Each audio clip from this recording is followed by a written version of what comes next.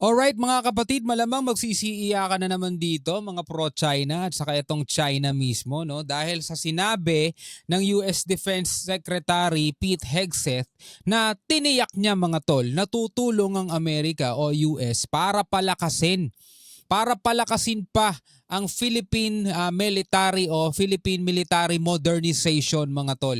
No, alamin natin tong balitang to at saka meron pang isa mga kapatid yung anti-ship missile na dadalhin ata mga kapatid no dito sa Pilipinas, yung tinatawag nilang Nemesis. Mamaya pag-usapan din natin yon mga kapatid. Pero bilang isang Pilipino mga kapatid, tulad nga ng lagi nating sinasabi, hindi natin gusto magkagera. Pero ang gusto lang natin mga tol, magkaroon ng depensa. Magkaroon ng harang o magkaroon ng deterrence mga kapatid laban sa pagiging agresibo ng China. Gusto nating magkaroon ng access, right to access o karapatan ng malayang paglalayag dito sa West Philippine Sea nang hindi tayo hinaharas. Yun lang naman ang gusto natin mga tol eh. Hindi naman natin gustong makipaglaban dito sa China eh. Ang problema mga tol eh, paano nga naman natin makakamit ang kapayapaan kung hindi naman nila tayo nirerespeto, di ba? So ngayon, wag na natin patagalin itong balitang to mula rito sa PTV Philippines. No, panoorin na natin to mga tol. Kasunod ng kanyang courtesy call sa Malacanang, bumisita rin sa Camp Aguinaldo si US Defense Secretary Pete Hegseth. Kabilang sa mga tinalakay doon ang pagpapaigting ng Philippine Military Modernization. Ang detalye sa balitang pambansa ni Isaiah Mirafuentes ng PTV Manila. Alright. Pagdating kagabi sa Pilipinas ni US Defense Secretary Pete Hegseth, agad itong nagtungo naman kaninang umaga sa Malacanang para sa isang courtesy call kay Pangulong Ferdinand Bongbong Marcos Jr. Matapos yun, pasado alas 11 ng umaga nang dumating siya sa Camp Aguinaldo at sinalubong ni Philippine Army General Romeo Brawner Jr. Sa isang welcome arrival, sinamahan siya ni Defense Secretary Gibo Chodoro para sa guest book signing. Pilipinas ang isa sa mga unang bansang binisita ng US officials sa Asia. Ayon kay Philippine Defense Secretary Gibo Chodoro, pagpapalakas ng bilateral at multilateral partnership ang isa sa mga natalakay sa pagbisita ng US Defense Secretary. Napanood natin mga kapatid sa ibang report na may mga kababayan tayong Pilipino, syempre, ang hindi nagustuhan ang pagbisita ni Defense Secretary Hegseth no dito sa Pilipinas. At ang sinasabi nga nila, layas kayo mga Amerikano, di ba? At hindi namin gustong gera dahil etong Amerika daw na to, mga kapatid, etong US ay magiging banta at magkakaroon tayo ng hindi nating kagustuhang laban dahil dito sa Amerika. Kasi nga mga kapatid, nagkokos pa to lagi lalo pa ng tensyon eh. 'Di ba? Yun ang sinasabi ng China, yung pagbisita rito ng Amerika sa Pilipinas ay nagkokos pa daw lalo ng tensyon. Ang sa atin naman mga kapatid, eto naman yung ating narrative. Etong ginagawang pagbisita ng Amerika ay ipinapakita lang sa ating mga Pilipino na sila ay tapat pa rin at sila ay committed pa rin no, doon sa ating kasunduan 1951 kung di ako nagkakamali, Mutual Defense Treaty, na kung saan mga tol kasunduan yan na if ever merong aatake sa Pilipinas, 'di ba? Ay tutulong sila, obligado silang tutulong at ganun din naman tayo sa kanila. Which is napakalaking bagay. Sana maintindihan ng mga Pilipino 'yan, no. Napakalaking bagay mga kapatid para hindi naman tayo magulpe. Hindi tayo makawawa. Kasi sa haba-haba ng panahon, mga tol, 'di ba? Nakita naman natin na hindi ganoon kalaki ang naging improvement ng ating militar. Napag-iwanan nga tayo eh. Kung titingnan ninyo kulang tayo sa barko, kulang tayo sa mga assets. Kahit yung Philippine Army natin, sila na mismo nagsasabing kulang na kulang, pero ginagawa nila lahat ng kanilang magagawa para maging maging sapat na kung ano lang yung meron tayo. Pero syempre kulang. Ngayon, hindi ganun kadali yun para mapunan natin lahat ng kulang. Hindi ganun kadali na makabili tayo ng ganitong mga barko, makabili tayo ng ganitong missile. So ngayon, para kahit papano magkaroon tayo ng ating depensa, kailangan natin ng mga suporta. Kailangan natin ng alyansa para kahit papano, alam mo yun, meron tayong sinasandalan, meron tayong seguridad sa isip natin na kapag may kumana sa amin o kaya kumanti sa amin, meron kaming rest back. Diba? Kahit pa paano mga kapatid, yung mga bulas, yung mga nambubuli sa atin, mapapa-step backward sila mga tol. Hindi sila masyadong agresibo at yun nga yung nakikita natin, di ba? Kapag ang Pilipinas lang mag-isang naglalayag dito sa West Philippine Sea, masyado silang agresibo, binubulas tayo. Pero kapag ang Pilipinas may kasamang mga kaalyadong bansa, hindi sila makalapit. Umaatras pa nga sila eh. Diba? Napakahalaga mga tol yung pagbisita ng ibang mga bansa dito sa Pilipinas para magpakita ng suporta sa atin. Kaya ewan ko rito sa ibang mga kababayan natin bakit nila ipinagtatabo yan eh, no? Tuloy natin to. Sa naging pahayag ni US Defense Secretary Pete Hegseth, tutulong ang bansang Amerika para mas palakasin pa ang Philippine military modernization. Sinabi pa niya Biro mo, tutulong pa sila para mapalakas yung modernization natin. na hindi iiwan ng Amerika ang Pilipinas sa pagpapanatili at pagpapalakas ng ating soberanya. This morning, I also had a chance to meet with President Marcos. And Secretary Teodoro and I just had as I described, very productive discussion about how to not just continue, but accelerate the progress in U.S.-Philippines alliance. Magpapatupad din sila ng bilateral cyber campaign upang mapalakas ang cybersecurity na sinang-ayunan naman ni Secretary Teodoro. Diba? Nanindigan si Hegseth na simula pa lamang ito na nagpapatuloy na magandang ugnayan ng Pilipinas at Amerika. I can assure you, and I can assure all those watching, this is just the beginning of what will continue to be an incredibly fruitful alliance. Nice. We will achieve peace through strength. Yan o. Makakamit natin ang kapayapaan sa pamamagitan ng lakas. Kasi nga kung mahina ka, wala, kakaltok-kaltokan ka lang, bubulihin ka lang. Walang kapayapaan sa'yo, di ba? Kahit nga sa normal na buhay, sa realidad, di ba? Kapag mahina ka, dadaan ka sa isang kalye, nandiyan dyan yung mga bulas, di ba? May mga aagaw ng baon mo, may manggugulo sa'yo, aasarin ka, ibubuli ka. Mahina ka eh. Diba? Pero pag ikaw nagpalakas, inayos mo katawan mo, healthy ka, nag-gym ka, nagpalaki ka ng katawan mo, kaya may kasama kang malalaki din, yung mga bully na yun, hindi ka gagalawin nun. Diba? Hindi ka gagalawin nung mga yon. Yun din yung nangyayari dito sa atin, no? Kapag ka meron tayong malalakas, hindi tayo gagalawin ng bully, mga tol. Hindi nila tayo aapihin. Bakit? Malakas tayo eh. Yun ang kailangan nating mangyari. No? Yun ang kailangan mangyari dito sa Pilipinas. Lumakas yung ating sandatahan. We do not seek war, we seek peace. But those who long for peace must prepare for war. And we stand united shoulder to shoulder. Naniniwala naman si Secretary Gibo Teodoro na mahalaga ang relasyon ng Pilipinas at Amerika dahil malaki ang ambag nito sa pagpapanatili ng maayos na seguridad sa bansa. The Philippines is prepared and is in fact taking a more active role in rallying our other allies and like-minded nations to resist any attempt to change international law by acquiescence or a fait accompli in the South China Sea. The number of status of visiting forces agreements that we are entering into is for the rules-based international order is proof of this. Naniniwala ang gobyerno ng Pilipinas na ang pakikipag-alyansa ng ating bansa sa ibang mga bansa ay hindi pag-uugatan ng kahit anong gulo. Nanindigan naman si Teodoro na mananatili ang mga EDCA sa Ginagawa lang naman tayo ng kwento ng China eh. Diba? Kasi gusto nilang i-brainwash mga tol yung kanilang mga mamamayan, pati yung mga Pilipino, na alam nyo, ginagawa ng gobyerno ninyo sa pagpapapasok ninyo ng mga ibang bansa. Diba? Dinadala lang nila kayo sa kaguluhan. Mapapasaba kayo sa gera.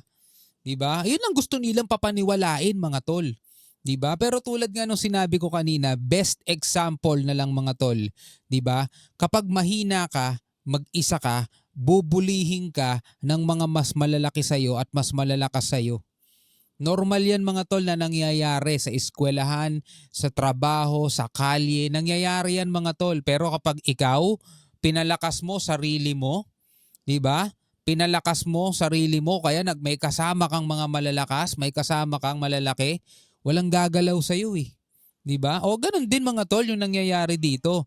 Kaya yung sinasabi ng China na tayo ay dadalhin sa gera. Mga kapatid, naniniwala ba kayong mga engot din yung nasa gobyerno natin at gusto nilang ipasok ang Pilipinas sa gera? Napakalabo nun mga tol. Bumabawi pa lang yung ekonomiya natin eh. Tuloy natin. sa Pilipinas. They will remain as such, and enhanced development will be taken thereon. On the medium-range capabilities, we will neither confirm nor deny any deployments. We will train as we see fit, and the Philippine Armed Forces will equip as it sees fit. Matapos sa Camp Aguinaldo, agad naman nagtungo si US Defense Secretary Pete Hegseth sa American Cemetery sa Taguig. Kabilang rin sa mga bansang bibisitahin ni Hegseth ay ang Vietnam at Japan. Alright, kaugnay nitong balitang to mga kapatid, eto na, no, mula dito sa GMA naman. Eto yung anti-ship missile system na Nemesis na nabanggit nga ni Pete Hegseth sa kanyang pagbisita rito. Ito daw ay kabilang sa ipapadala ng Amerika sa balikatan exercises. Yan ha, sabi niya ni Hegseth o ni Secretary Hegseth. Alamin natin ano ba tong Nemesis na to mga tol, no? Panoorin natin tong balitang to mula rito sa GMA 7. Kabilang ang pagde-deploy ng mga makabagong armas sa balikatan exercises ng Amerika at Pilipinas sa mga ipinangako ni US Defense Secretary Pete Hegseth na Ito ba'y isa rin sa mga aalmahan ng China? bumisita sa bansa. Kabilang po dyan ay isang anti-ship missile system na ginagamit mula sa kalupaan. Saksi si Anti-ship. JP Soriano. Siguro kaya magpalubog ng barko nito. Sa pagharap ni US Secretary of Defense Pete Hegseth kay Pangulong Bongbong Marcos sa Malacanang, tinukoy niya ang sitwasyon sa West Philippine Sea. Inulit ni Hegseth ang pangako ng Amerika na suporta sa kinakaharap na pagsubok ng Pilipinas sa China. Yan. Peace through strength is a very real thing. Deterrence is necessary around the world, but specifically in this region, in your country, considering the threats from the Communist Chinese, and that friends need to stand shoulder to shoulder to deter conflict, to ensure that there's free navigation, whether you call it the South China Sea or the West Philippine Sea. Nagpasalamat si Pangulong Marcos sa suporta ng Amerika. Thank you, Mr. Secretary. Well, being a friend of the United States is something that is inherent with most Filipinos, considering the relationship that we have had over 100 years in various forms.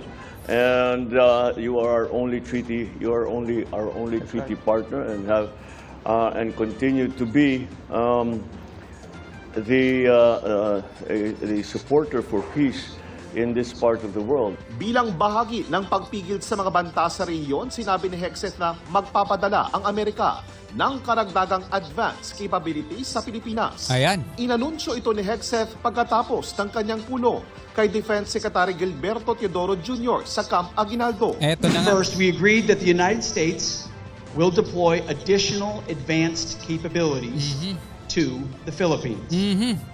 This includes using the Nemesis. Nemesis. Pangalan pa lang no? Pangalan pa lang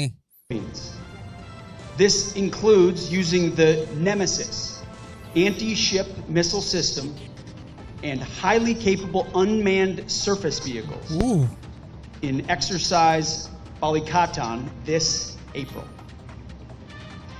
Etong April na mga tol. Etong papasok na buwan. These systems will enable U.S. forces and the armed forces of the Philippines to train together on using advanced capabilities to defend the Philippines' sovereignty. Oh. Ang To defend Philippines sovereignty. Nemesis o Navy Marine Expeditionary Ship Interdiction System ay isang anti-ship missile system na ginagamit mula sa kalupaan.